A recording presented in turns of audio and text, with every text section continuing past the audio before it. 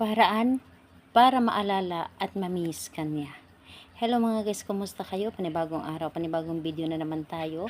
And sa araw na ito ay isa na ng video ang aking ituturo sa inyo ng simpleng gabay o simpleng pamamaraan na makakatulong sa atin. At bago ang lahat, gusto ko lang mag-disclaimer sa mga taong hindi naniniwala at hindi gusto ang mga kagaya nitong video. Please skip this video and maghanap kayo ng videos na gustong gusto nyo, dahil ang video na ito ay para lamang ito sa mga taong naniniwala and gusto mag-try.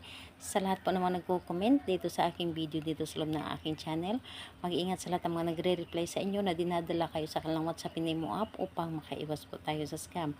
Ngayon ituturo ko sa inyo paano nga ba tayo mamimiss at maaalala lagi ng ating karelasyon, lalo na kapag siya ay nasa malayo o saan man siya nagpupunta. Yung tipo kahit saan man siya nagpupunta pero tayo pa rin ang yung nasa isip niya parati.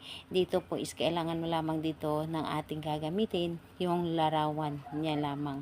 Larawan niya lamang yung tipong nakatitig siya sa inyo at kailangan clear dapat yung kanyang larawan na inyong gagamitin. So, kapag ready na yung larawan niya, syempre yung sarili mo kailangan na alam mo yung sarili na gustong gusto mo itong gawin at hindi ka nagdududa at buo dapat ang iyong loob, tiwala at paniniwala sa paggawa nito. Kailangan na hindi ka nagdududa. So, kapag ready ka na, ay pwede mo na itong simulan. Ang gagawin mo lamang dito, kunin mo ang iyong cellphone, humanap ka ng kanyang larawan sa social media account niya, kumuha ka at titigan mo lamang ito. Titigan mo na para bang ini-imagine mo na kaharap mo siya, yung totoong kaharap mo siya, yung personal. Tapos titigan mo lamang siya at isipin mo lamang siya ng husto.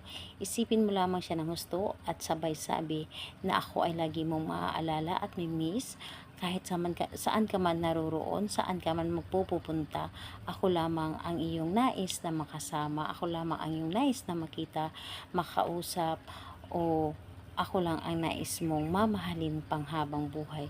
So, mamimiss mo ako anuman ang mangyayari o kahit anong araw o kahit anong oras o minuto ay ako at ako lang ang iyong iisipin, ako at ako lamang ang iyong nanaisin. Kumbaga sabihin mo na dito lahat-lahat ang inyong gusto. Yung tipong gaano mo kagusto na mamimiss kanya palagi, gaano mo kagusto na makasama kanya palagi. So, ayun po, yun lang ang dapat mong gawin. Kailangan na gawin mo siya na mag-isa, walang nakakaalam at tahimik po ang paligid. Dahil kapag tahimik ang paligid ay mas mabilis ito mapapagana, dahil mas mapabilis ito mapapakinggan ng ating universe. So ayun, salamat po sa inyo. Bye bye everyone. God bless us all.